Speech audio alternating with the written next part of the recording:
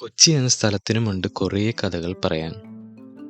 ആ കഥയിലെ കഥാപാത്രങ്ങളെ നമുക്കൊന്ന് പരിചയപ്പെട്ടാലോ? അത് കഴിഞ്ഞ് അവർക്ക് പറയാനുള്ളതും കൂടി നമുക്കൊന്ന് കേൾക്കാം.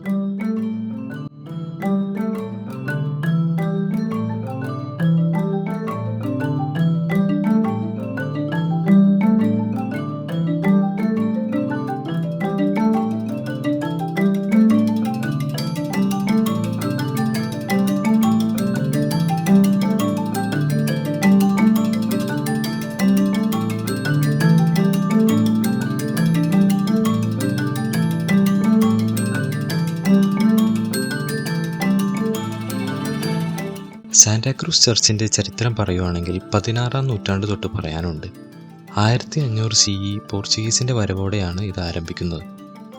ആദ്യത്തെ Portuguese viceroy Don Francisco de Almeida Kochi രാജാവിൽ നിന്ന് അനുവാദം നേടിയാണ് ഈ പള്ളി പണിയുന്നത്. ഈ ചർച്ചിൻ്റെ ഇൻറ്റീരിയർ ചെയ്തിരിക്കുന്നത് വളരെ മനോഹരമായാണ്. ഇൻറ്റീരിയർ വിശേഷങ്ങൾ പറയുവാണെങ്കിൽ ഒരു ഇറ്റാലിയൻ ചിത്രകാരൻ ആൻറ്റോണിയോയും അദ്ദേഹത്തിൻ്റെ ശിഷ്യൻ മംഗളാപുരത്തെ ഡി ഗാമയും ചേർന്നാണ് അലങ്കരിച്ചിരിക്കുന്നത്.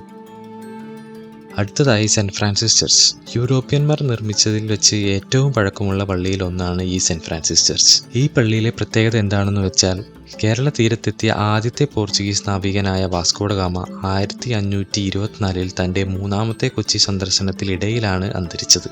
ഈ പള്ളിയിലാണ് അദ്ദേഹത്തെ അടക്കം ചെയ്തത്. 14 വർഷത്തിന് ശേഷമാണ് അദ്ദേഹത്തിൻ്റെ ബോഡി ഇവിടെ നിന്ന് പോർച്ചുഗീസിലേക്ക് കൊണ്ടുപോയത്. അടുത്തതായി മട്ടാഞ്ചേരിയിൽ സ്ഥിതി ചെയ്യുന്ന മട്ടാഞ്ചേരി കൊട്ടാരം. 1557 പോർച്ചുഗീസുകാർ പണിതതാണിത്. അവർ അത് പണിത് കൊച്ചി രാജാവായ വീരകേരളവർമ്മയ്ക്ക് സമ്മാനമായി കൊടുത്തതാണ് ഈ കൊട്ടാരം. ഇതിന്റെ കോമ്പൗണ്ടിൽ തന്നെയായാണ് പയ്യന്നൂർ ഭഗവതി അമ്പലവും. ഇത് പണിതിരിക്കുന്നത് കേരള സ്റ്റൈൽ ഓഫ് ആർക്കിടെക്ചറിലാണ്. ഈ കൊട്ടാരത്തിന്റെ ഉള്ളിൽ കാണാനായി കൊച്ചി രാജാവിന്റെ പെയിന്റിങ്സ്, മുറൽസ്, പിന്നെ പോർട്രേറ്റ്സ് ഒക്കെയാണ് ഉള്ളത്. അടുത്തതായി ജൂട്ടൗൺ. മട്ടാഞ്ചേരി കൊട്ടാരത്തിന്റെ മുന്നിൽ തന്നെയാണ് ഈ ജൂട്ടൗൺ. ജൂ സ്ട്രീറ്റിൽ നിങ്ങൾക്ക് കുറേ ആൻറ്റിക് ഷോപ്സുകൾ കാണാൻ പറ്റും. ഇവിടെയുള്ള ഓരോ കടയിലും ഇരിക്കുന്ന സാധനങ്ങൾക്ക് വിചിത്രവും രസകരവുമായ കഥകൾ പറയാനുണ്ട്.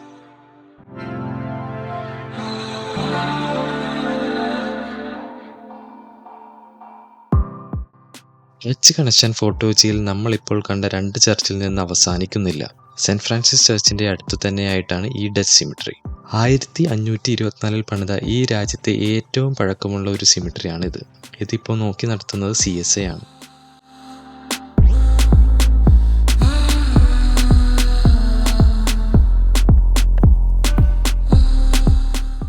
അടുത്തതായി ബാസ്റ്റിൻ ബംഗ്ലാവ്. കുറേ ബാസ്റ്റിൻ കൊണ്ടാണ് ഫോർട്ട് അഥവാ ഫോർട്ട് കൊച്ചി പണിതെടുത്തത്. ഫോർട്ടിന്റെ പേര് മാനുവൽ എന്നായിരുന്നു. പോർച്ചുഗലിന്റെ രാജാവിന്റെ പേരായിരുന്നു ഈ മാനുവൽ. മൊത്തം 7 ബാസ്റ്റിൻ ഉണ്ടായിരുന്നു ഈ സ്ഥലത്ത്. ഡച്ചുകാർ വന്ന് പോർച്ചുഗീസിനെ കീഴടക്കിയതിന് ശേഷം ഈ ബാസ്റ്റിൻ എല്ലാം അവർ നശിപ്പിച്ചു. അതിൽ അവസാനിച്ചത് ഒരേ ഒരു ബാസ്റ്റിനാണ് നമ്മൾ ഇപ്പോൾ കാണുന്ന ഈ ബാസ്റ്റിൻ ബംഗ്ലാവ്. അടുത്തതായി Indian maritime museum. Fort Kochi ബീച്ചിന്റെ തൊട്ടടുത്ത് തന്നെയാണ് ഈ മ്യൂസിയം. പണ്ടുകാലത്ത് ഉപയോഗിച്ച ആയുധങ്ങളും യുദ്ധക്കപ്പലുകൾ, ഹെലികോപ്റ്റർ, മിസൈലുകൾ, ഇതിന്റെ എല്ലാ മോഡൽസും ഇവിടെ കാണാൻ സാധിക്കും. രാവിലെ വന്നാൽ ഇന്ത്യൻ നേവിയുടെ ചരിത്രമൊക്കെ കാണിക്കുന്ന ഒരു ചെറിയ മൂവി കാണാൻ സാധിക്കും.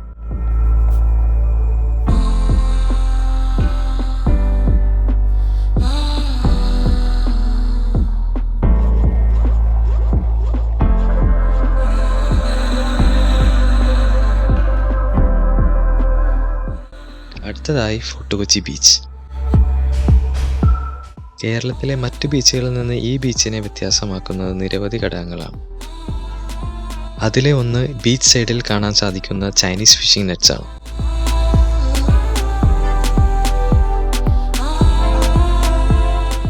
ബീച്ചിനോട് ചേർന്നുള്ള വാസ്കോ ഡ ഗാമ സ്ക്വയർ, പിന്നെ ചെറിയ ചെറിയ കടകൾ, ഇതെല്ലാം നല്ല ഭംഗിയുള്ള സ്ഥലങ്ങളാണ്. നിങ്ങൾക്ക് ഭാഗ്യമുണ്ടെങ്കിൽ കടലിലൂടെ കടന്നു പോകുന്ന കാർഗോ അല്ലെങ്കിൽ പാസഞ്ചർ കപ്പലുകൾ കാണാൻ സാധിക്കും.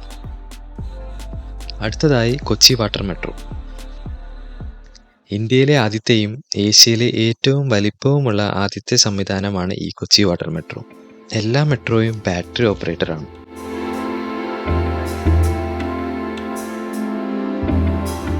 ഓരോ സ്ഥലത്തേക്ക് പോകുമ്പോൾ വ്യത്യസ്തമായ കാഴ്ചകളാണ് നമുക്ക് കാണാൻ സാധിക്കുന്നത്.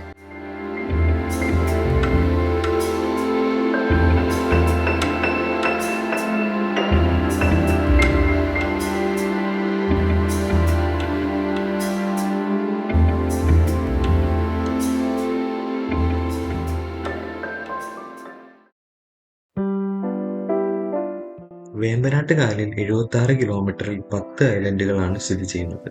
ഇവരെയൊക്കെ കണക്ട് ചെയ്യാൻ 78 ബോട്ടും 38 സ്റ്റേഷനുമായാണ് ഈ പ്രൊജക്ട് വന്നത്. അതിലിപ്പോൾ ഓപ്പറേഷനായുള്ളത് 9 സ്റ്റേഷനുകളാണ്.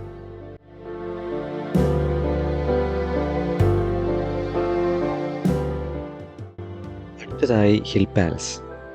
കൊച്ചിയിലെ തൃപ്പൂണിത്തുറ പരിസരത്ത് സ്ഥിതി ചെയ്യുന്ന ഒരു പുരാവസ്തു മ്യൂസിയവും കൊട്ടാരവുമാണ് ഈ ഹിൽ പാലസ്. സംസ്ഥാനത്തെ ഏറ്റവും വലിയ പുരാവസ്തു മ്യൂസിയമായ ഇത് കൊച്ചി മഹാരാജാവിൻ്റെ സാമ്രാജ്യമായിരുന്നു. 1865 ഇതിൻ്റെ പണി കഴിപ്പിച്ചത്. ഇവിടെ 54 ഏക്കറിൽ 49 കെട്ടിടങ്ങളുണ്ട്. ഇവിടെ കാണാനായി പുരാവസ്തു മ്യൂസിയവും പിന്നെ ഒരു ആനിമൽ പാർക്കും പിന്നെ അങ്ങനെ 2 പാർക്കുകൾ ഇവിടെയുണ്ട്.